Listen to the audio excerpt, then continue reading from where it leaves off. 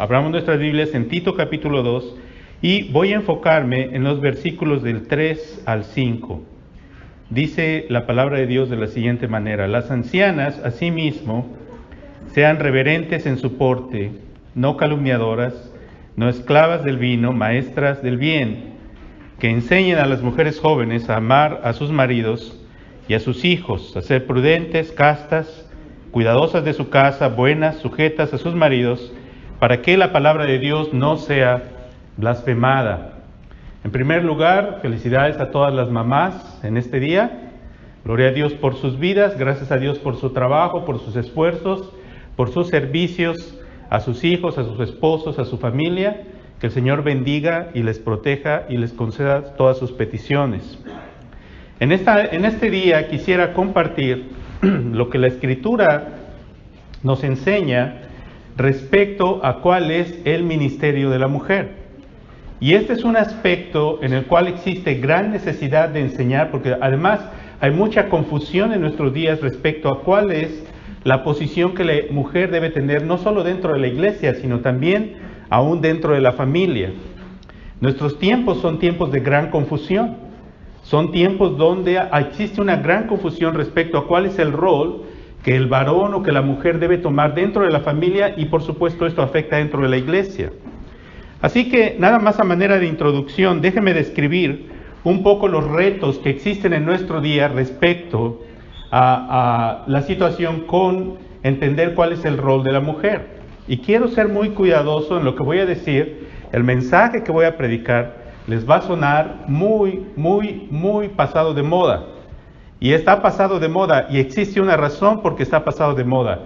La idea es que todas las enseñanzas de la Escritura con respecto a la vida familiar están pasadas de moda ya, porque nuestra sociedad se ha movido de una verdadera y sincera obediencia a la palabra de Dios. Ahora, déjenme hablar un poquito entonces en dónde nos encontramos hoy. Las mujeres de nuestro tiempo están siendo bombardeadas por todos los medios, en todas las maneras y de todas las formas, por una serie de filosofías que le dicen a la mujer cómo debe ser la mujer hoy, cómo debe comportarse, cómo debe actuar, cuál es el rol de la mujer. Esta filosofía, que es una filosofía de corte o de tipo feminista, se ha elaborado a través de más de 100 años en este país.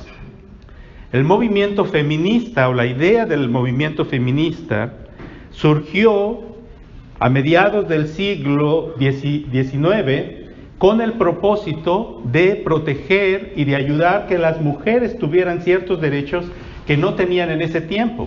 De hecho, cuando pensamos acerca de la filosofía del movimiento feminista, normalmente lo reconocen como tres diferentes olas, así le llaman, las tres olas del feminismo.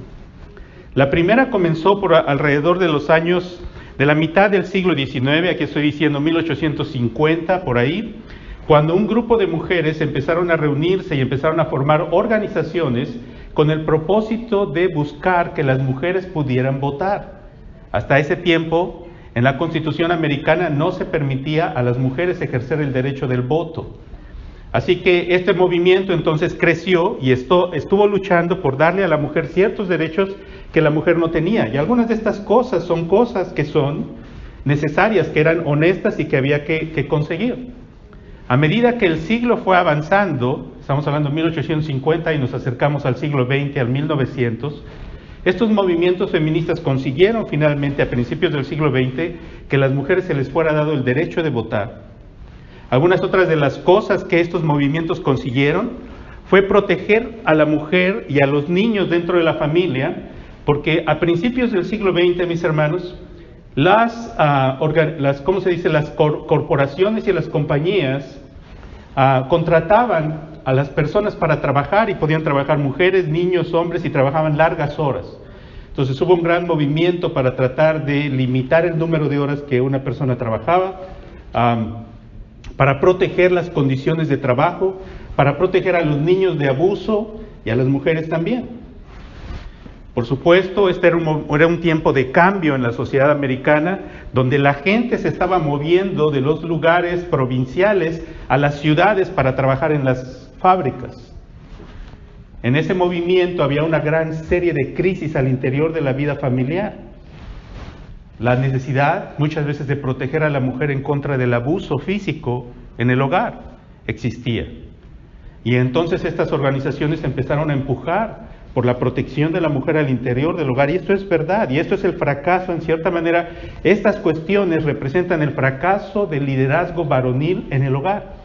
Así que estas organizaciones comenzaron a empujar por protección por la mujer, y algunos de estos resultados terminaron en las leyes del divorcio, por ejemplo. Cuando las leyes se abrieron y dijeron, ok, vamos a aceptar el divorcio como algo correcto y legal, y entonces el matrimonio comenzó a ser, ¿cómo se dice?, destruido de esa manera, aunque el propósito original era la protección de la mujer. A medida que el tiempo va pasando y llegamos a la mitad del siglo XX, ya estamos aquí en el 1950, 1960, el movimiento feminista entonces tiene ahora una nueva ola y un nuevo movimiento. Ahora ya no es solamente la cuestión de la protección o la vida familiar, sino tiene que ver con la palabra igualdad.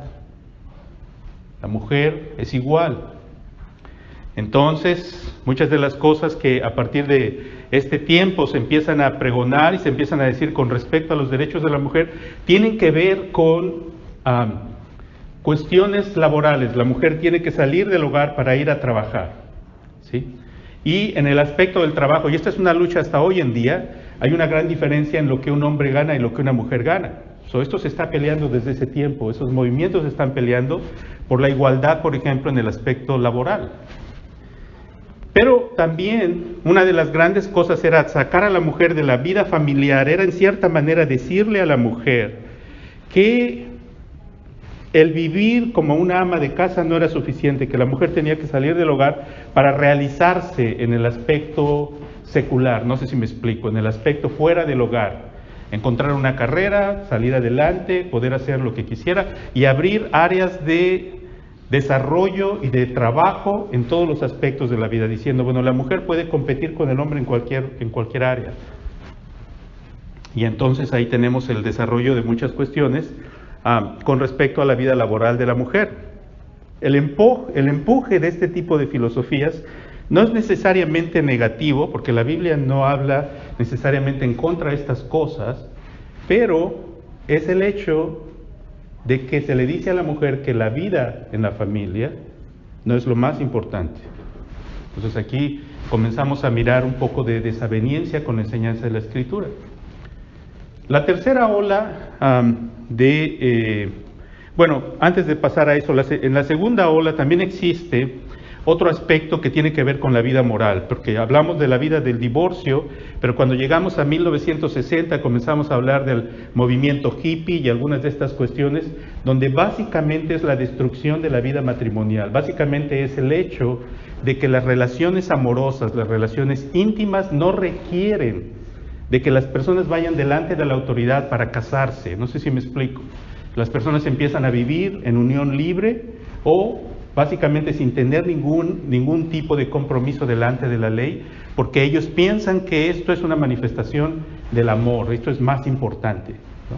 Entonces las relaciones íntimas se convierten en algo que responde a las necesidades de las personas y que pueden ser desechables, se pueden tomar o se pueden quitar cuando uno las quiera, y este tipo de ideas empuja en esa dirección. Cuando llegamos a la década de los 90s, y en la década actual le llaman la tercera y algunos le llaman la cuarta ola del feminismo. Algunas de estas cosas que siguen peleándose dentro del movimiento feminista tienen que ver con la palabra igualdad. Por ejemplo, que las mujeres ganen por el mismo labor, si hacen una misma labor que un varón, que se les pague lo mismo, ¿sí? Son algunas cosas importantes. Pero también, por ejemplo, una de las cosas que ha ocurrido con esta tercera ola es básicamente que hay un enfoque en robar o en borrar los roles entre el hombre y la mujer. ¿Qué significa esto? Que no exista más ningún tipo de diferencia entre hombre y mujer, es decir, que todos los aspectos de la vida, todos los ámbitos de la vida estén abiertos tanto para hombres como para mujeres. Esto afecta al interior de la vida familiar porque se le dice a las mujeres que ellas deben ser, o son, ese movimiento se ha predicado así, deben ser iguales en la familia. Una palabra clave que se usa mucho dentro de este movimiento en inglés es empower woman, es empodera a las mujeres, es decir, darles el poder. Se entiende muchas veces que en la familia hay una relación opresiva. El hombre oprime a la mujer tiene que ser liberada y tiene que ser subida y tiene que mantenerse en el mismo estándar que el varón, en igualdad de condiciones.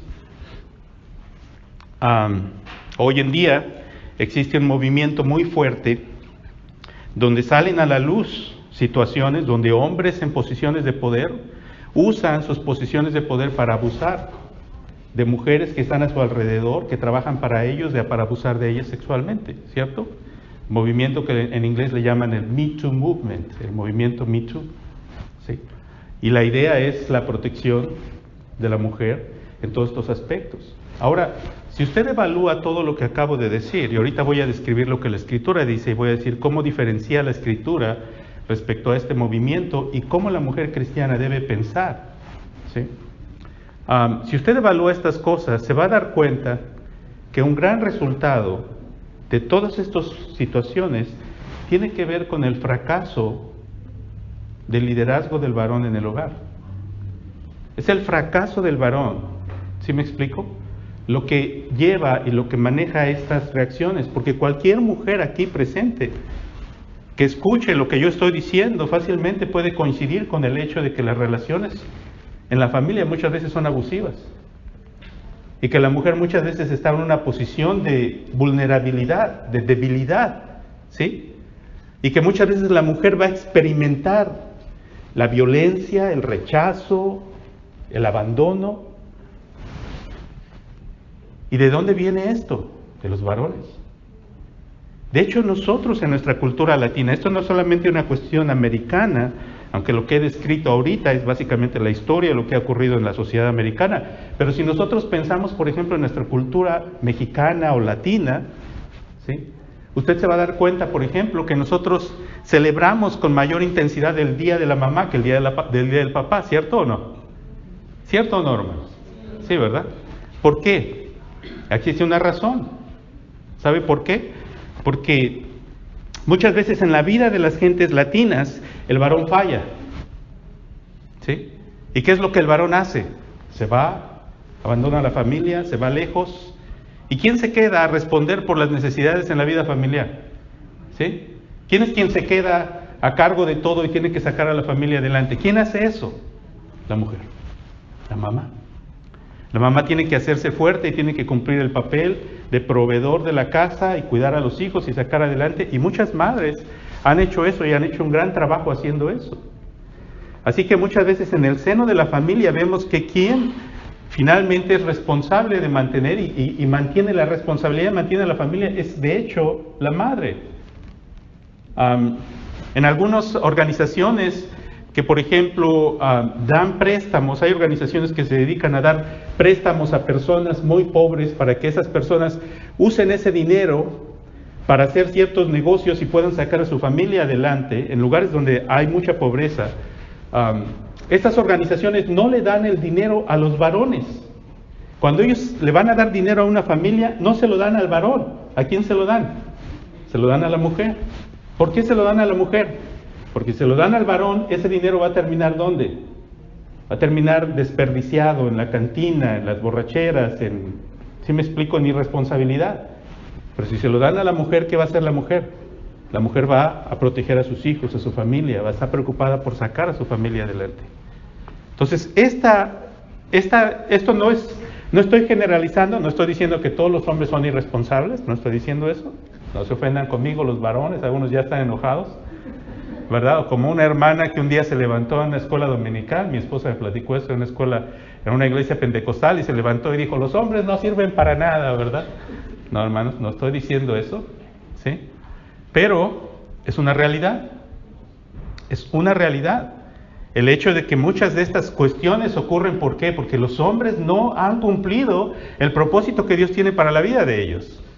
Y porque no lo han cumplido, por eso la vida familiar está de cabeza. ¿Y quién tiene que responder al final? ¿Quién es la persona responsable que mantiene al final la familia unida y saliendo adelante? La mujer.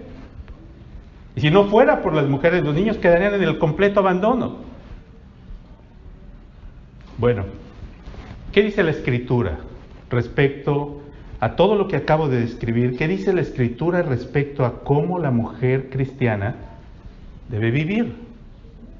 Porque convengamos, hermanas, que algunas de las ideas que acabo de describir, ustedes en su corazón están diciendo amén.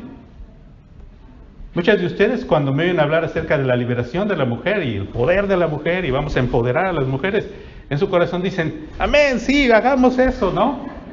¿Cierto? ¿Por qué razón? Porque ustedes saben lo difícil que es, ¿cierto? Y es fácil seguir este tipo de enseñanzas y de filosofías. Además, todo en esta vida nos dice que así debe ser, ¿cierto?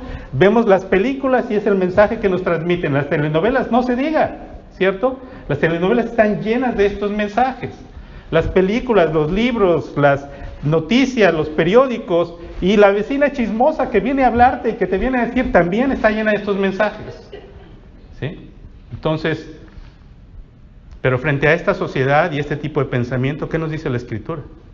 ¿Cómo debe una mujer cristiana actuar? Yo quisiera decirles hoy, antes de comenzar, que este papel que ustedes tienen como mujeres de este siglo y de este tiempo es muy importante. Es muy, muy importante, es muy relevante. Y mis hermanas, si ustedes no hacen esta labor, si ustedes no entienden el llamado de Dios para la vida de ustedes, no hay esperanza. Y esa es la gran tragedia de nuestros días hoy, que las mujeres están abandonando el lugar que Dios les ha dado, y por eso nuestra sociedad va en una dirección que lleva a la perdición. Muy bien. ¿Qué nos dice el apóstol Pablo? Vamos a leer ahí. Versículo 3, capítulo 2. Bueno, antes de entrar a ver las diferentes características de lo que Pablo dice, déjeme leerle que en el versículo 11, el apóstol Pablo dice, bueno, el versículo 10 habla de las personas que sirven. Dice que deben ser fieles en todo para que en todo adornen la doctrina de Dios nuestro Salvador. La vida de cada creyente, según el apóstol Pablo, debe ser un adorno de la doctrina de Dios. La vida de cada creyente tiene que ser un adorno, tiene que ser una muestra. ¿Qué es un adorno? Un adorno es algo que tú pones en un lugar para que otras personas vean, ¿cierto? Así que la vida de cada creyente, hombres y mujeres que creen en Cristo, tiene que ser un adorno, tiene que ser algo que es visible y que se mira a través de esa vida, de las vidas de esas personas, la gracia de Dios. Dice que en todo adornen la doctrina de nuestro Dios, porque la gracia de Dios se ha manifestado para salvación a todos los hombres, enseñándonos que, renunciando a la impiedad y a los deseos mundanos, vivamos en este siglo sobria, justa y piadosamente, aguardando la esperanza bienaventurada y la manifestación gloriosa de nuestro gran Dios y Salvador Jesucristo, quien se dio a sí mismo por nosotros para redimirnos de toda iniquidad y purificar para sí un pueblo propio, celoso de buenas obras. Entonces, mis hermanos, mis hermanas, lo que vamos a estudiar ahorita es la manera como usted va a adornar con su vida el Evangelio del Señor. Si usted es una mujer creyente que ha creído en Cristo y ha entendido que Cristo murió en la cruz por sus pecados y que usted ha sido recibida a misericordia por la infinita gracia de Dios, quien le amó sin que usted mereciera ese amor, porque usted y yo éramos pecadores que merecíamos la condenación, pero Dios nos amó, envió a su Hijo a la cruz, Él murió en la cruz, Él vivió la vida que nosotros no podemos vivir, murió la muerte que usted y yo no podíamos morir, y con su sufrimiento nos compró vida y nos dio gracia. Entonces usted y yo debemos ser adornos de este gran mensaje. ¿Y cómo? ¿Cómo nuestras vidas van a adornar esto? ¿Cómo las vidas de las mujeres creyentes van a adornar el gran mensaje de la salvación en Cristo? Pablo dice, versículo 3, las ancianas. Ahora usted ve ese pasaje y ninguna mujer quiere decir, este no es para mí, ¿cierto? Porque dice ahí, ancianas, ¿sí? ¿Y qué es lo que la mujer nunca quiere? Nunca quiere decir qué edad tiene, ¿cierto? Porque queremos ser jóvenes. Pero yo quisiera decirles que en este pasaje el apóstol Pablo, cuando usa esta expresión ancianas, sí se refiere a las mujeres de mayor edad. Pero principalmente la idea detrás de ancianas aquí, mis hermanos, se refiere a mujeres de gran madurez espiritual. Las mujeres de madurez espiritual. Son las ancianas, asimismo, dice, sean reverentes en su porte. Son número uno. La palabra porte describe la manera como se ven. La manera como se ven. Su actitud, ¿sí? Su semblante, su físico. Que sean reverentes. La palabra reverente, mis hermanos, es una palabra griega que se refiere a los sacerdotes. Es decir, no está diciendo que las mujeres son sacerdotisas, pero está diciendo que la mujer madura, la mujer espiritual, la mujer creyente, su porte es un porte de respeto, de autoridad espiritual, de seriedad delante de Dios. Es una mujer cuyo semblante, cuya vida, cuya manera de verse, ¿sí?, refleja un profundo sentido de temor de Dios y de obediencia a su palabra. Usted sabe bien lo que estoy diciendo, porque una de las grandes confusiones en nuestro tiempo es la manera como la mujer se mira. En nuestro tiempo, el consejo para la mujer es que la mujer debe ser ¿qué? Debe ser hermosa, debe arreglarse bien, debe verse muy bien. La felicidad, pues el mensaje que se transmite a las mujeres es: si usted no se mira de esta manera, si usted no es delgada, atractiva, si no se ve muy bien, si no está todo bien, usted no puede ser una mujer feliz.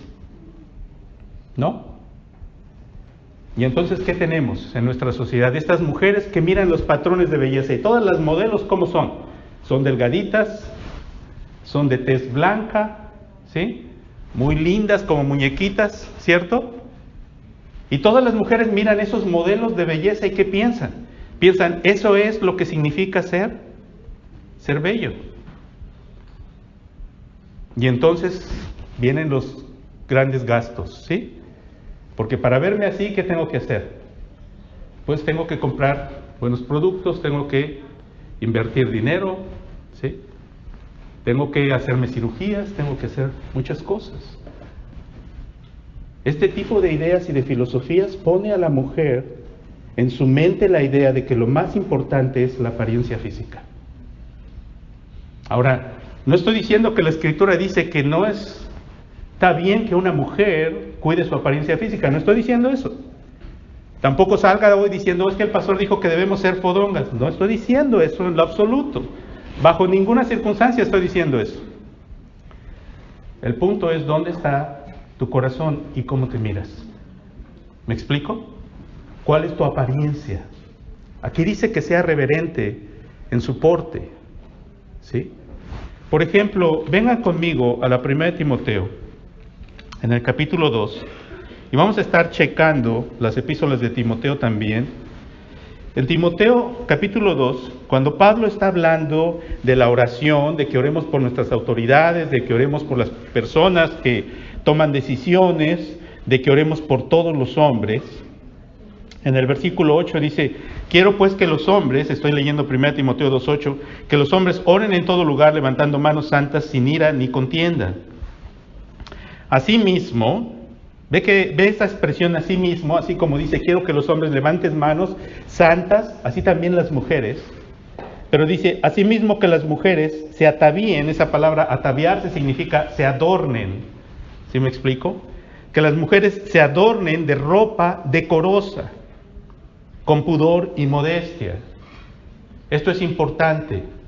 Recuerda, la mujer madura espiritualmente, ¿cómo es? Es reverente en su porte, ¿sí? Entonces, ¿cuál es el consejo aquí? Nosotros entendemos muy bien esto, porque en nuestra sociedad el consejo para la mujer es que la mujer debe ser atractiva, ¿sí? De que la forma como tú vas a mostrar tu dignidad como persona depende de qué tan atractiva te miras.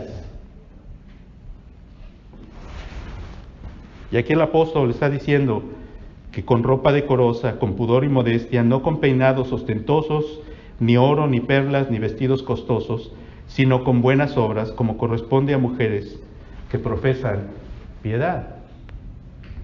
Eso es un pecado que una mujer se peine, se haga un peinado, se ponga un vestido bonito, algo así. No. Lo que el apóstol está diciendo es que por encima de la actitud, ¿sí? Por encima de la actitud, de la búsqueda, que no sea en tu corazón vendida la idea de que la felicidad se va a encontrar en la manera como te miras. Que tú entiendes que es más importante la actitud de tu corazón y tu vida de piedad delante de Dios que tu aspecto físico. Queridas hermanas, cuando la mujer, y queridas jóvenes, este mensaje es para los jóvenes.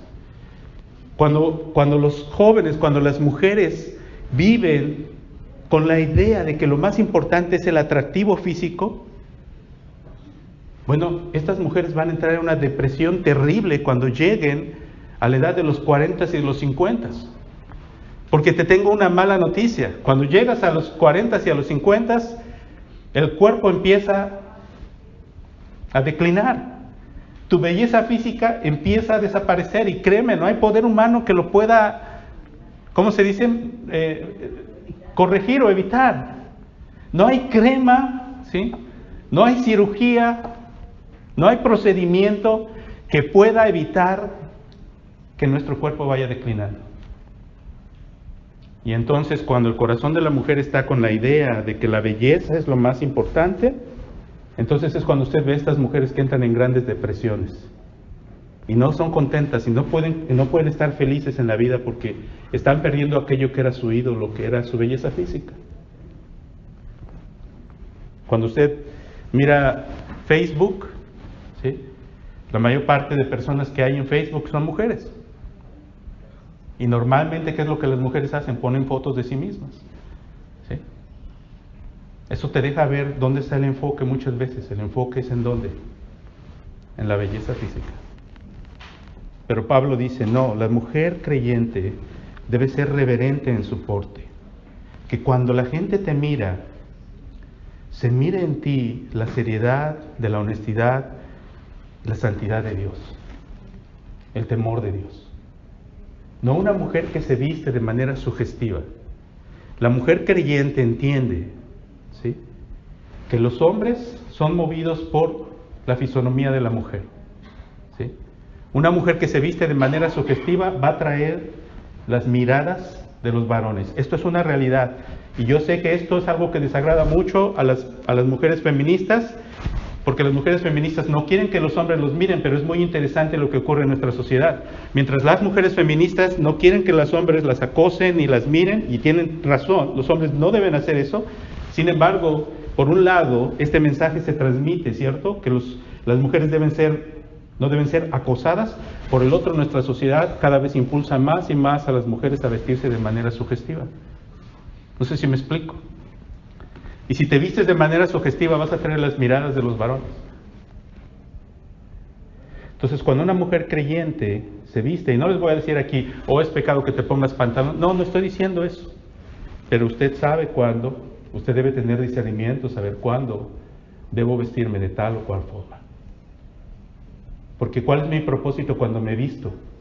Mi propósito no es atraer las miradas de otros hombres que no son mi esposo. Mi propósito es glorificar a Dios. Que cuando la gente me vea, pueda ver a una mujer que teme a Dios. Y que mi vida sea más conocida, más que por mi atractivo físico, porque me pongo ropa de Macy's o ropa de las tiendas costosas. Que mi vida sea conocida porque soy una mujer que profesa piedad, mi seriedad y mi amor en buscar al Señor. Ok, ¿qué más? Tito número 2. Tito capítulo 2, versículo 3. Las ancianas asimismo sean reverentes en su porte, no calumniadoras. Segunda cosa, no calumniadoras. El apóstol aquí está hablando de cuando somos personas indiscretas. cuando permitimos que nuestras palabras se salgan, cuando hablamos de más, cuando usamos nuestras palabras de manera incorrecta, aunque estemos diciendo cosas que son verdaderas. A veces la gente dice, no, pero es que estoy diciendo la verdad. No, no necesitamos contarle a todas las personas todo lo que sabemos de otras personas. No sé si me explico. La mujer sabia, la mujer caracterizada por una vida de temor delante de Dios, tiene cuidado en sus palabras. No solamente en lo que dice, sino también en lo que escucha. Qué gloria es ver a una mujer que cuando viene tu vecina chismosa, le dices, ¿sabes qué? Creo que no es prudente que hablemos de esto, ¿verdad? Que la vecina se peleó con él, creo que no es prudente que hablemos de esto. Creo que no es prudente que entremos en detalles sobre estas cosas que pertenecen a la vida y a la reputación de otras personas. ¿Cierto? Qué gloria es ver a una mujer que tiene esa cualidad, la cualidad de mantener la discreción en la manera como habla. Estas mujeres, en lugar de tener en su boca chismes, mentiras, argüendes, calumnias, en su boca está la palabra de sabiduría. En su boca está la palabra del Señor. En su boca está el consejo adecuado. Vamos a seguir leyendo. Dice, no esclavas del vino. Y en esta sociedad en la que el apóstol está describiendo, el uso del vino era tan común como lo es hoy en día. Y sin embargo, podemos hacer una aplicación en varios sentidos. Una mujer que no es esclava del vino, es decir, una mujer que no está controlada por ningún tipo de adicción, pero no solamente por esto. Normalmente cuando la Escritura habla en este sentido, se refiere a una mujer que es dueña de sí misma. Si usted ve, por ejemplo, en la 1 Timoteo 3, versículo 11, 1 Timoteo 3, 11, eso vaya ahí nada más un poquito atrás, y dice, las mujeres asimismo sean honestas, no calumniadoras, sino sobrias, fieles en todo. Esa palabra sobria se refiere, mis hermanas, al hecho de que la mujer no está controlada por ninguna cosa. Es una mujer que está en completo control de sus facultades. Entonces, una cuestión como el vino hace que las personas se salgan de control de sus facultades. El que está bebido, el que está borracho, ya no tiene control sobre lo que dice. Puede decir cualquier barbaridad, ¿cierto? Pero lo mismo es la persona que está controlada por envidias. Por ejemplo, si una mujer ve a otra mujer que tiene ciertas cosas y tiene mucho odio contra esa mujer por lo que tiene, ese es un sentimiento de envidia. Esa mujer está controlada por ese sentimiento. Una mujer puede estar controlada por resentimientos. No puede perdonar lo que su esposo le hizo 5 años atrás. Y acuerdo mucho a un hermano que decía, muchas veces cuando discutimos en nuestro matrimonio ya no nos ponemos histéricos, nos ponemos históricos. Porque cada vez que nos peleamos sacamos todo el historial, ¿verdad? ¿Te acuerdas que en 1964, ¿no? Y empieza toda la historia. ¿Sí? No controlada, una mujer sobria, una mujer que piensa correctamente, una mujer que controla sus palabras, que controla su actitud, que controla sus emociones. Este es un aspecto importante. La mujer fue creada por Dios con ciertas características especiales. La actitud emocional es algo más normal en la mujer, más habitual en la mujer. No digo normal, dije, es una mala palabra, más habitual en la mujer que en el varón. No quiere decir que el varón no tiene emociones, pero los varones son más reprimidos por muchas otras razones, pero la mujer es más libre en sus emociones. Eso está bien, es una bendición de Dios, es parte de la manera como Dios diseñó a la mujer. Pero cuando tus emociones te controlan, entonces tu vida es un carrusel, ¿cierto?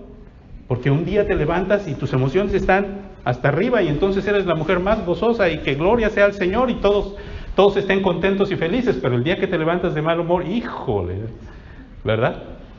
Que nadie se acerque, ¿no? Cuidado. ¿Qué es lo que la mujer sobria hace? Se mantiene cuidadosa. No me van a controlar mis emociones, no me van a controlar los pensamientos de la carne, no me van a controlar las actitudes incorrectas. ¿Qué me va a controlar? El Evangelio de Cristo. El hecho de que entiendo que Cristo murió por mí y aquí es donde vivo.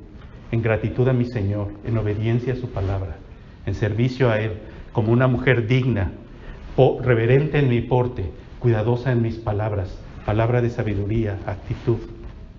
¿Cómo necesitamos estas mujeres? ¿Cómo necesitamos estas mujeres en la iglesia? ¿Cómo necesitamos estas mujeres en las familias? ¿Cómo necesitamos estas mujeres en la comunidad? Dios le llama a usted, mi hermana, a ser este tipo de mujer. Vamos a seguir. Me encanta aquí porque aquí habla del ministerio de la mujer. Dice que sean maestras del bien.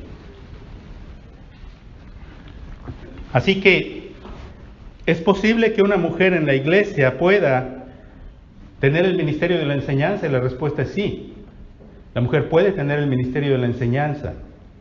Pero la enseñanza ¿a quién? La enseñanza dice aquí en el versículo 4 que enseñen ¿a quién? A las mujeres jóvenes a amar a sus maridos y a sus hijos. Hay dos aspectos o dos áreas donde el ministerio de la enseñanza puede ser tomado por una mujer.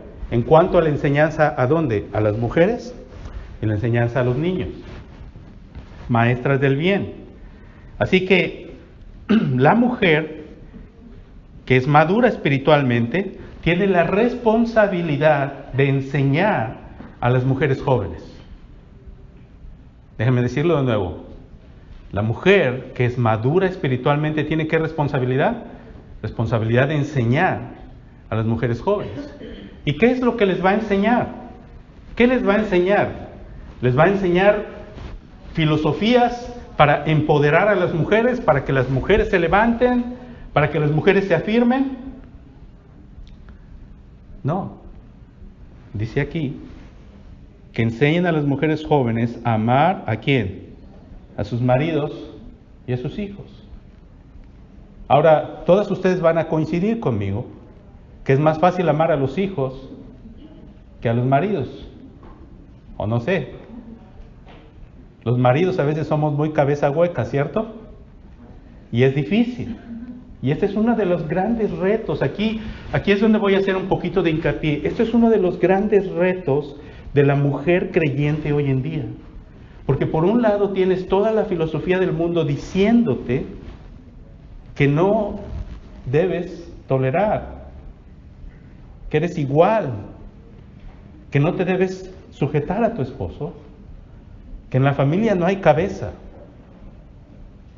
que lo que existe en la relación matrimonial es un acuerdo entre dos personas que tienen los mismos derechos.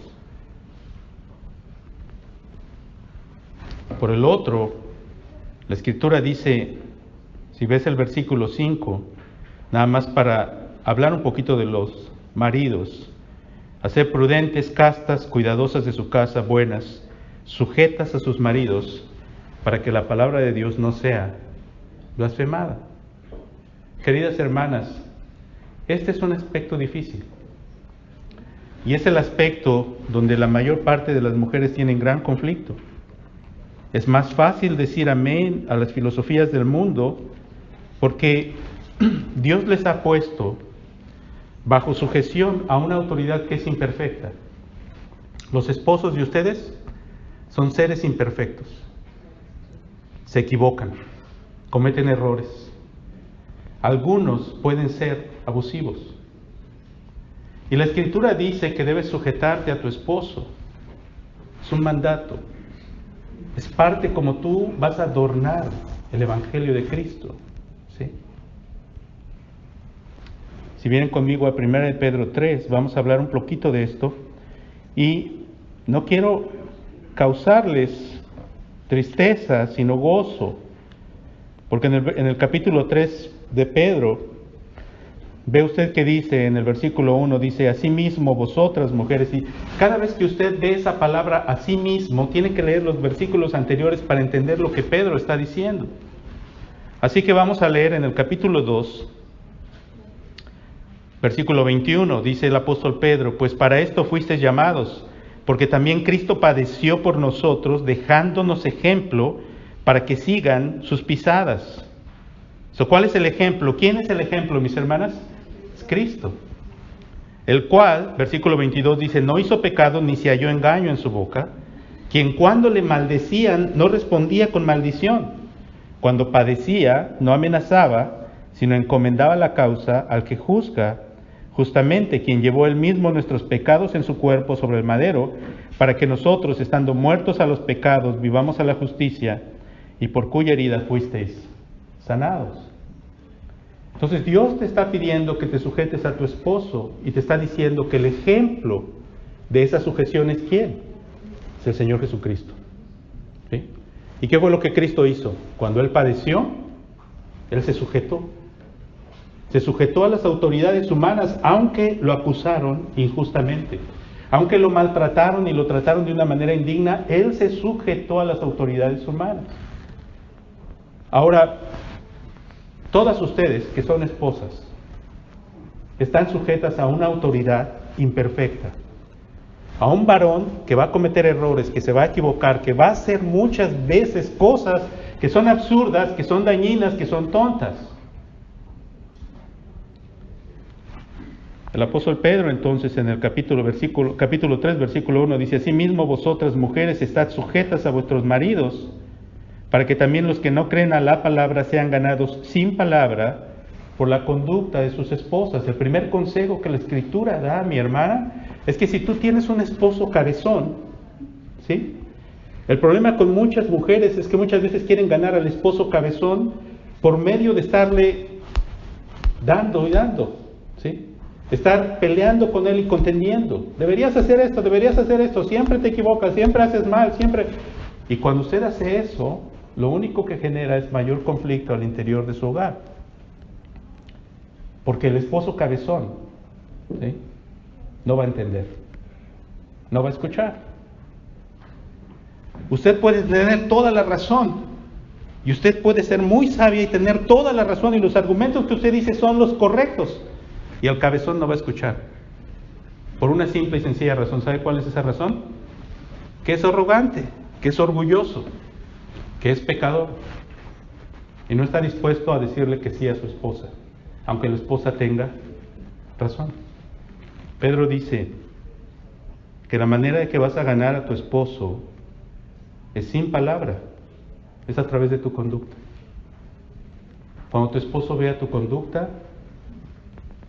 lo vas a ganar, porque Dios va a obrar en la vida de tu esposo. ¿Qué quiere decir esto? Que necesitas confiar en Dios.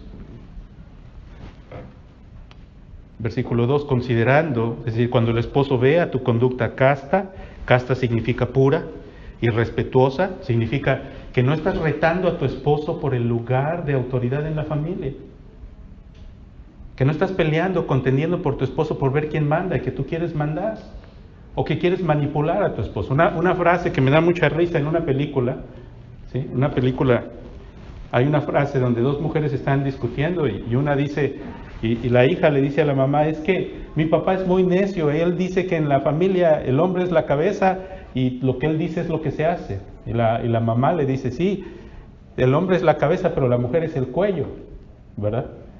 Y el cuello puede mover la cabeza en la dirección que ella quiera, ¿no? Y a veces las mujeres así son. El hombre es la cabeza, pero yo soy el cuello y lo voy a mover para acá y para allá. No manipules a tu esposo, no hagas eso, no entres en estos juegos. Mira, actúa con pureza y respeto. Versículo 3. Vuestro adorno no sea el externo, de peinados ostentosos, de adornos de oro, de vestidos lujosos, sino el interno, dice Pedro, el del corazón, en el incorruptible adorno, el adorno que no se pudre, que no se corrompe. ¿Cuál es? El espíritu afable y apacible, que es de gran estima delante de Dios. Oh, hermanos, yo les digo esto: si tú llegas a tu casa y tu esposa está gritando, está histérica, está molesta, eso, aquello, no quieres ni llegar, ¿sí? Cuando sales del trabajo y sabes que eso es lo que te espera en casa, no quieres llegar. Pero aquí Pedro está diciendo, aunque la esposa esté muy bonita y se vea y se arregle muy bien, si esto es lo que vas a obtener, dices: híjole, cuando entre a esa puerta, ¿sí?, va a ser caos. No, Pedro está diciendo, qué gloria es que la mujer es una mujer que su atractivo físico es menor que su atractivo espiritual. El incorruptible ornato, dice Pedro, aquello que no se corrompe. ¿Qué es? La actitud interna del corazón. Un corazón amoroso, un corazón cuidadoso, un corazón apacible, un corazón que protege, un corazón que sirve, un corazón que ama. Tu esposo, el cabezón, necesita esto, créemelo. Y tus hijos también. Pedro dice, porque así también se ataviaban o se adornaban en otro tiempo aquellas santas mujeres que esperaban en Dios, estando sujetas a sus maridos. Me da risa esta frase y te voy a decir por qué. Porque dice que esperaban en Dios, estando sujetas a sus maridos. No dice que esperaban en sus maridos. Y ese es el problema con muchas mujeres. Las mujeres están peleando con sus esposos porque ellas esperan que sus esposos les den aquellas cosas que ellas quieren. Pero estas santas mujeres no esperaban en el esposo. ¿Por qué? Porque el esposo es una autoridad imperfecta. ¿Esperaban en quién? En Dios. ¿En dónde estaba su confianza? En Dios. Hermanas, lo que Dios les ha pedido que hagan es tremendo. Es difícil, es duro. Pero si usted confía en Dios, si usted cree verdaderamente a Dios, si usted en lugar de seguir la filosofía de este mundo que le dice, no, rebélate contra tu esposo y gana el poder en la familia porque tú eres igual, en lugar de seguir esa filosofía, si usted dice, voy a obedecer al Señor y voy a hacer lo que Dios me dice en su palabra, Dios va a bendecir la vida de usted y de su familia. Pero si usted entra en contienda con su esposo, su matrimonio se va a destruir. Sus hijos van a sufrir. Su familia va a sufrir.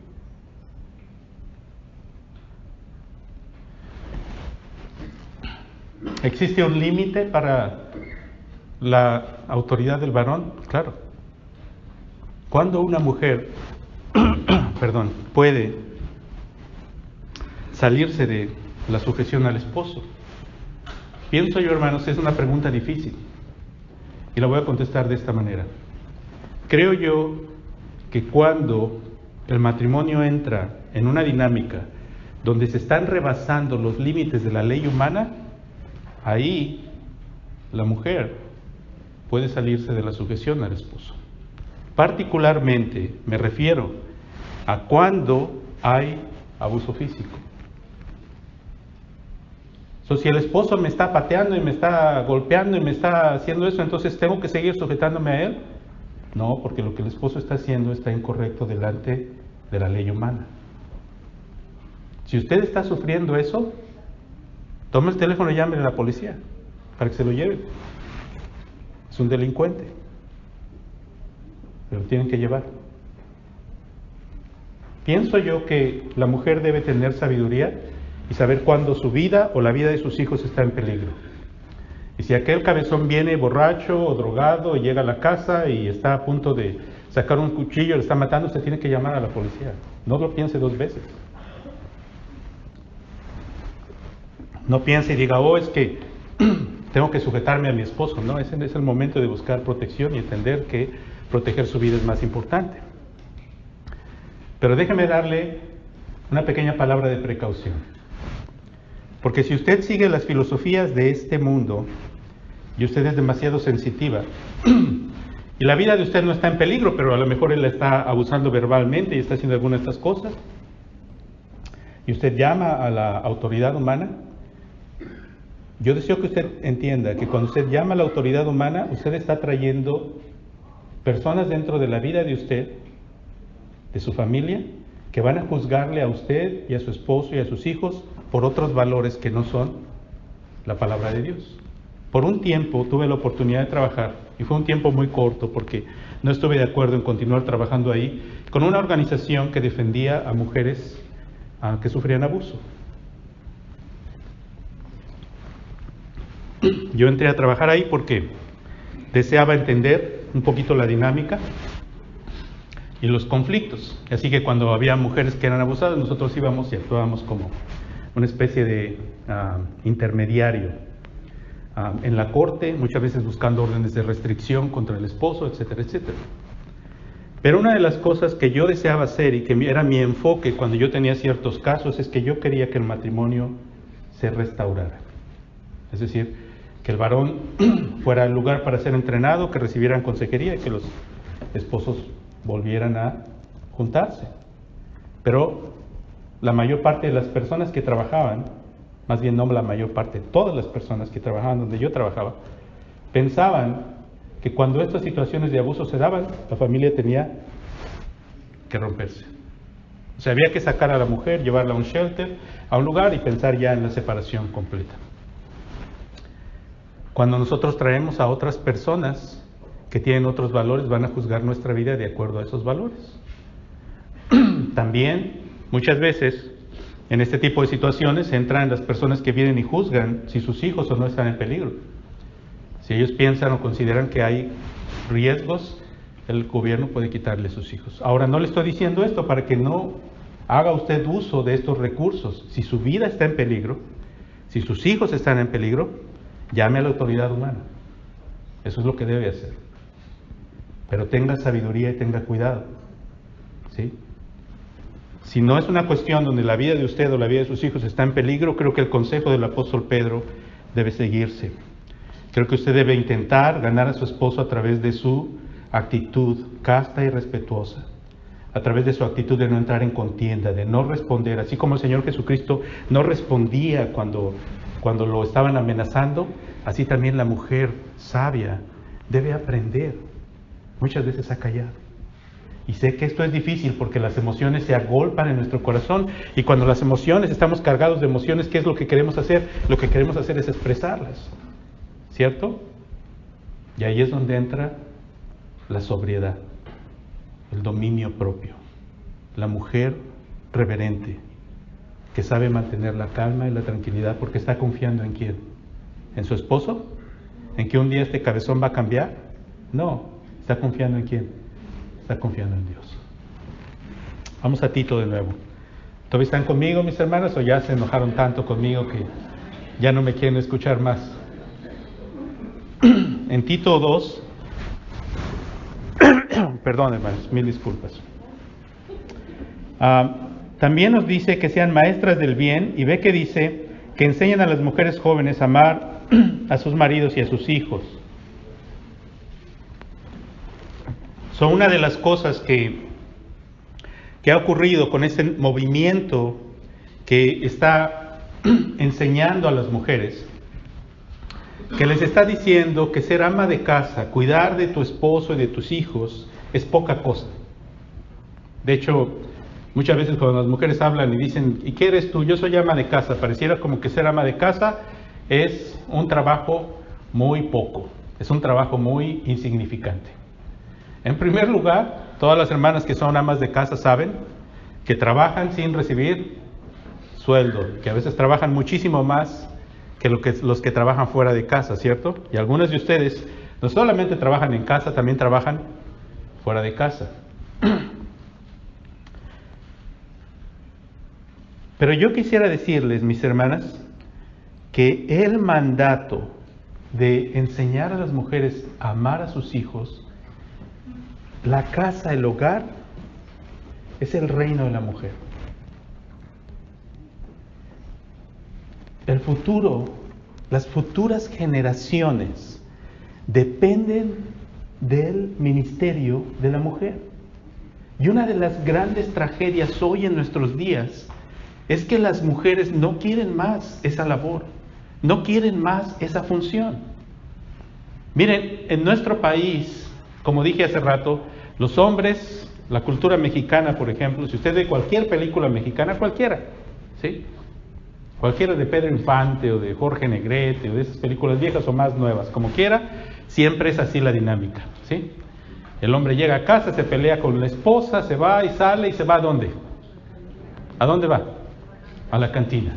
¿Y qué hace ahí en la cantina? Se gasta todo el dinero en borracheras con los amigos. Y ese es el orgullo del varón, ¿cierto? Crecimos con esa idea de que el orgullo del varón es irse de parranda por las noches y, ¿no? Y engañar a la esposa y hacer todas estas cosas. Eso es lo que nos enseñaron, ¿sí? Pero si usted se da cuenta, en ese tiempo todavía existía la moralidad de que la mujer era quien sostenía la casa. Y por eso dije, nosotros valoramos demasiado a las mujeres. ¿Por qué? Porque en la familia rota es la mujer quien mantiene el hogar. Pero el problema hoy en día, mis hermanos, es que ya estos valores están tan invertidos que ya a la mujer se le ha dicho que ella ya no tiene esa responsabilidad. Así que cuando la familia se cae, muchas veces es muy triste. El papel que antes tenían los hombres abandonando el hogar, hoy pareciera que son las mujeres los que están abandonando el hogar. Hace unos meses estuve en Ciudad Juárez, conocí a un pastor. Y yo le preguntaba al hermano, ¿cuál es el mayor problema que tienes? Porque yo fui a su iglesia a predicar, estuve un par de días ahí y la gente venía a pedirme consejos matrimoniales y yo veía las vidas de las familias estaban destrozadas. Y yo le preguntaba a él, ¿cuál es el principal problema? Y era muy interesante que muchos eran hombres que sus esposas los habían abandonado y las esposas no querían regresar con él. Y entonces yo le pregunté al pastor qué era lo que pasaba y él me dijo que una de las cosas que estaba ocurriendo es que las mujeres estaban aprendiendo, ¿sí?, que tenían que vivir la vida. Así que muchas veces tenían hijos y dejaban los hijos en manos de quién, de los padres, de la abuela, y se iban a los bailes. En los bailes conocían otro cabezón, ¿sí?, se enamoraban, se metían con él, tenían otro hijo y ¿qué hacían? Lo mismo.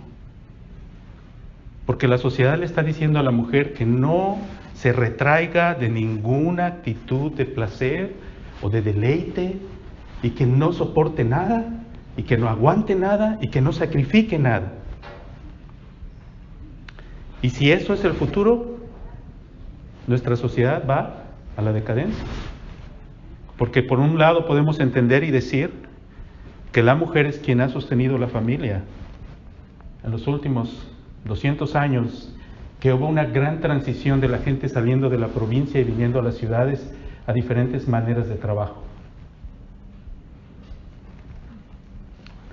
Queridas hermanas, la labor de ustedes es sumamente necesaria. Ustedes son las guardianas de la fe, las guardianas de la verdad, las guardianas de la moralidad, las guardianas del futuro. Vengan conmigo a 1 Timoteo. Capítulo 2, vamos a continuar leyendo ese pasaje. Ahora el pasaje que les voy a leer les va a sonar fuerte. Quiero que entiendan la mente del apóstol antes de que reaccione. Permítame explicarle lo que el apóstol tiene en mente aquí. A partir del versículo 11 dice el apóstol Pablo, la mujer aprenda en silencio, con toda sujeción, porque no permito a la mujer enseñar ni ejercer dominio sobre el hombre, sino estar en silencio. Porque Adán fue formado primero, después Eva, y Adán no fue engañado, sino que la mujer siendo engañada incurrió en transgresión. Pablo está diciendo que existe un orden, ¿sí?, en relación a la creación de Dios, donde Dios le ha dado al varón la responsabilidad de enseñar en el contexto de la iglesia principalmente, ¿sí? Por eso dije yo que la labor de la enseñanza está para las mujeres, siendo maestras del bien, está limitada para las mujeres y los niños. Pero vea el versículo 15. El versículo 15 es extraño, es difícil y creo que tiene una verdad muy importante. En el versículo 15 dice, pero se salvará engendrando hijos, si permaneciere en fe, amor y santificación con modestia. ¿Qué quiere decir esto? De que se salvará engendrando hijos. ¿Acaso querrá decir el apóstol que si no engendra hijos no se va a salvar? Entonces, ¿qué ocurre con las mujeres que no pueden tener hijos? Eso no creo que es lo que el apóstol está diciendo. Lo que el apóstol está diciendo es esto. Si usted entiende el contexto, se va a dar cuenta que el apóstol está regresando a la creación y está regresando al momento de la caída del hombre. Y dice que Adán fue formado primero y después Eva, esto es en el versículo 13. Y en el 14 dice, y Adán no fue engañado, sino que la mujer siendo engañada incurrió en transgresión. El miércoles hablábamos de este pasaje y les decía yo que cuando Adán pecó con pleno conocimiento de causa, así que Adán es más responsable, pero la mujer fue seducida y la mujer en cierta manera actuó como la entrada, como la puerta, ¿sí?, que condujo al pecado, que condujo a que el hombre cayera. Pero en el versículo 15, el apóstol Pablo dice, pero se salvará engendrando hijos, si permaneciera en fe, amor y santificación con modestia. ¿Qué quiere decir esto? que la mujer fue la puerta por donde el pecado entró en el mundo, ¿sí? Porque la mujer fue engañada primero. Pero Pablo está diciendo que cuando la mujer abrió esta puerta y después el hombre, el varón pecó con pleno conocimiento de causa, el pecado entró en el mundo y distorsionó la creación de Dios. Distorsionó el corazón del ser humano. Hizo al ser humano un esclavo del pecado. Introdujo el pecado que hizo que se rompieran todas las relaciones. La relación perfecta entre Dios y el hombre se rompió cuando el pecado entró. La relación perfecta entre el hombre y su esposa se rompió cuando el pecado entró. La relación perfecta que había entre hermanos, tenemos la historia de Abel y Caín, se rompió cuando Caín termina asesinando a su propio hermano. Y todo vemos ahí que el resultado es una serie de relaciones rotas. Y la experiencia hasta hoy en día nos muestra que la vida familiar, las tragedias en la vida familiar tienen que ver con relaciones rotas, con esposos y esposas que rompen sus relaciones los unos con los otros, con padres e hijos que rompen sus relaciones, con hermanos que rompen sus relaciones. Las vidas familiares son un caos porque el pecado domina y gobierna el corazón de las personas y hay una gran cantidad de relaciones que han sido dañadas y que están rotas. Pablo está diciendo, la mujer fue la puerta por donde el pecado entró, pero se salvará engendrando hijos. ¿Qué quiere decir esto? La mujer va a ser el agente que va a revertir esta tendencia del pecado en la vida de la familia. ¿Cómo va a ser eso? ¿Cómo es que la mujer va a revertir esta tendencia? ¿Cómo es que la mujer va a ser aquel agente que Dios va a usar para bendecir la vida de los hijos, de los niños, de los esposos? ¿Cómo va a ser esto? Dice, si permaneciera en fe, amor y santificación. La mujer piadosa, la mujer que instruye, la mujer que enseña a sus hijos. La mujer que enseña e instruye a sus hijos en la palabra de Dios y no solamente lo hace dándoles instrucción, no solamente los trae a la iglesia, sino ora con sus hijos, les enseña la palabra de Dios y además lo modela con su vida. Su vida manifiesta la seriedad de su reverencia y de su relación con Dios. Mujeres más conocidas por su vida devocional, por su oración al Señor, por su conocimiento de la palabra de Dios, que porque ven telenovelas. Mis hermanas, esa es la misión de ustedes. Dios ha entregado esta misión en manos de ustedes. Revertir el efecto del pecado en la vida de la familia está en manos de la mujer que es maestra del bien en su hogar. Mire lo que dice. Vamos a ver un par de pasajes y más y vamos a terminar. En 2 de Timoteo, capítulo 1. El apóstol Pablo está escribiendo a Timoteo y está reconociendo la actitud, la vida de Timoteo. Está orando por él. En el capítulo 1, versículo 3 dice, doy gracias a Dios al cual sirvo desde mis mayores con limpia conciencia de que sin cesar me acuerdo de ti en mis oraciones noche y día, deseando verte, al acordarme de tus lágrimas para llenarme de gozo, trayendo a la memoria la fe no fingida que hay en ti, la cual habitó primero en tu abuela Loida y en tu madre Eunice, y estoy seguro que en ti también. Fíjense lo que Pablo está diciendo aquí. En primer lugar está diciendo que Timoteo es un verdadero creyente, porque su fe es verdadera, su fe no es fingida. La fe de Timoteo no es como la fe de otros, que eran nada más apariencia de ser creyentes. No, Timoteo era un verdadero creyente. Pero Pablo le dice, esta fe no fingida está en ti, ¿por qué? Porque habitó primero en ¿quién? En la abuela y después habitó ¿en quién? En la madre. Timoteo no fue instruido en la palabra por su padre. Fue instruido en la palabra por su madre. Su madre era una mujer judía, su padre era un hombre griego. El apóstol no dice que Timoteo estaba firme en la fe por el testimonio de su padre. Esto es una triste tragedia, pero es la realidad de muchas familias. ¿Por qué, mis hermanas? Porque ustedes saben bien que muchas veces los varones no quieren tomar la responsabilidad de ser quienes enseñan la palabra de Dios en el hogar. Los varones tienen que ser arrastrados por la esposa para venir a la iglesia y la esposa tiene que estar duro y darle con el hombre porque él se quiere quedar a ver el fútbol. ¿Sí? Y esto es una vergüenza, es una tragedia para la vida del varón. El varón es el responsable número uno. Dios va a pedir cuentas principalmente al varón de la vida espiritual en el hogar. Pero es la mujer quien pasa más tiempo con los hijos, ¿cierto?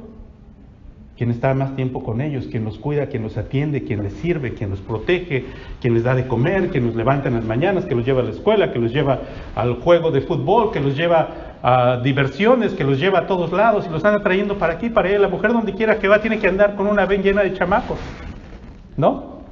Mientras el señor anda en su troca, ¿verdad? Con esas llantotas grandotas y andan ahí, ¿verdad? La mujer tiene que traer una ven llena de chamacos. Si no, abre la ven y... Conocí una familia donde tenían 12 niños y ya ni siquiera nombraban a los niños. La señora tenía número para los niños, número 12, número 11. Y cada vez que los subía a la ven tenía que pasar lista de esa manera. Pero qué bendición la de Timoteo, que su madre era una mujer de verdadera fe. Déjame preguntarte, mi hermana, tus hijos, ¿qué están mirando en ti? ¿Están mirando a una mujer que ama a Cristo? ¿Están mirando a una mujer que realmente desea servir al Señor? ¿Están mirando a una mujer discreta, reverente en su porte, amable y atenta, de un espíritu afable? ¿Una mujer que no contiende con el esposo? ¿O están mirando una mujer que pasa horas en las telenovelas, chismeando con la vecina, ¿sí?, perezosa en el estudio de la palabra, en la oración? La misión de las mujeres es muy importante. Esta iglesia no se puede sostener si no hay mujeres de fe. Ayer algunas de mis hermanas se reunieron para orar y yo había quedado de estar aquí, no pude estar, les pido perdón por eso. Pero esa reunión de oración, esas reuniones donde las mujeres se reúnen para orar, ¿cuánta necesidad nuestras iglesias tienen de eso? ¿Cuánta necesidad? De mujeres que están pensando en el servicio al Señor, en la gloria de Cristo, en el bien de la familia. Mujeres que son valientes y están dispuestas a ir contra la corriente. Lo que acabo de decir hoy, les dije, suena pasado de moda. Y suena pasado de moda porque está pasado de moda. Porque este mundo ha rechazado la verdad de Dios. Pero delante de Dios no está pasado de moda. Eso es lo que Dios quiere que las mujeres creyentes hagan y vivan. Déjenme terminar leyendo y vamos a leer todos juntos, por favor, en Proverbios 31 y vamos a leer del 10 en adelante. Así que si lo tiene, por favor, vaya ahí. La mujer debe entender que su responsabilidad número uno es su hogar. ¿Significa esto que la mujer no puede trabajar, que no puede ir afuera, que no puede hacer? No. Nunca he dicho eso. Yo no he dicho que la mujer no puede trabajar o no puede hacer labor fuera del hogar. Pero su responsabilidad número uno es su familia. Cuando tu quehacer, si la razón por la que estás trabajando fuera del hogar es por tu necesidad material, está bien. Pero si la razón por que estás trabajando fuera de tu hogar y estás descuidando a tus hijos es por tu deseo de promoción, por tu crecimiento, por tu carrera, entonces debes de pensar lo que estás haciendo. Porque tu prioridad número uno son tus hijos. Si vas a ir a trabajar por largas horas y vas a poner a tus hijos bajo el cuidado de la escuela y después de personas que los van a cuidar después de la escuela, piensa que son esas personas quienes están instruyendo a tus hijos. Cuando tus hijos tengan 14, 15 años, no te preguntes por qué son rebeldes. ¿Sí? Tus hijos en la escuela están siendo instruidos para ser ateos. Están siendo instruidos para negar a Dios. En la escuela no les están enseñando a ser ni siquiera buenos ciudadanos, ya ni siquiera hay clases de civismo en la escuela, ¿sí? En la escuela no les van a enseñar ni a amar a Dios ni a amar la Escritura. En la escuela les van a enseñar que no existe Dios. Les van a enseñar que ellos se deben a sí mismos. Y les van a enseñar esta filosofía que acabo de describir. Eso es lo que la escuela va a hacer. Piensen ustedes por qué el movimiento de educación en casa, de homeschooling, ha crecido tanto en los Estados Unidos. Y si ustedes ven las personas de clase media alta, muchos de ellos hacen educación en casa. ¿Por qué razón? Porque saben que la escuela moldea el pensamiento de los niños. Y cuando tus hijos pasan por la escuela y tienen todos estos maestros y les enseñan que ellos no necesitan vivir para la gloria de Dios, los niños salen convencidos de que no necesitan vivir para la gloria de Dios. ¿Cuán importante es esta labor? Si ustedes no la hacen, mis hermanas, la vida de su familia no tiene esperanza. Porque ustedes son el último, ¿cómo se dice?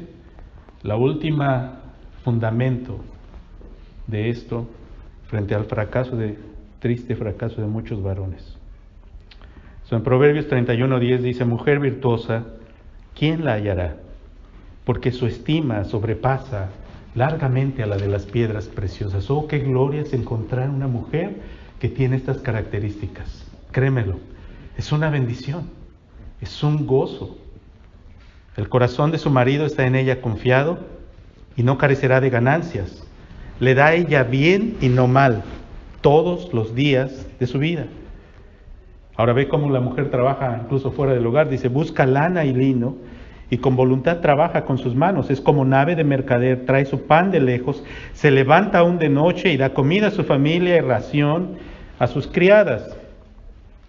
Esta no es una mujer que se está quejando de lo que tiene que hacer en su vida, está sirviendo a su casa.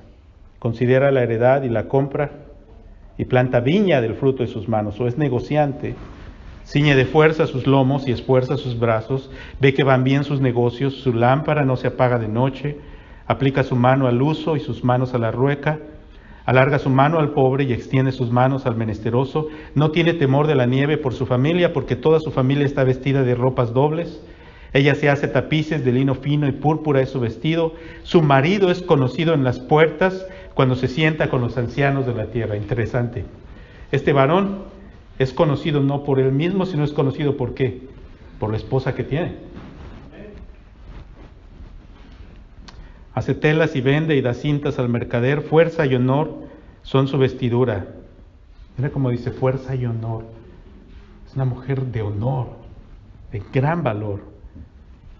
Y se ríe del porvenir. Abre su boca con sabiduría. Y la ley de clemencia está en su lengua. Eso no es una mujer chismosa, es una mujer cuidadosa en lo que dice. Considera los caminos de su casa y no come el pan de balde. Eso no es una mujer perezosa, está esperando que le traigan todo. Se levantan sus hijos y la llaman bienaventurada, y su marido también la alaba. Muchas mujeres hicieron el bien, mas tú sobrepasas a todas. Engañosa es la gracia y vana la hermosura. Por supuesto, las mujeres que se visten bien, que se van y se pasan y se cuidan mucho, son muy atractivas.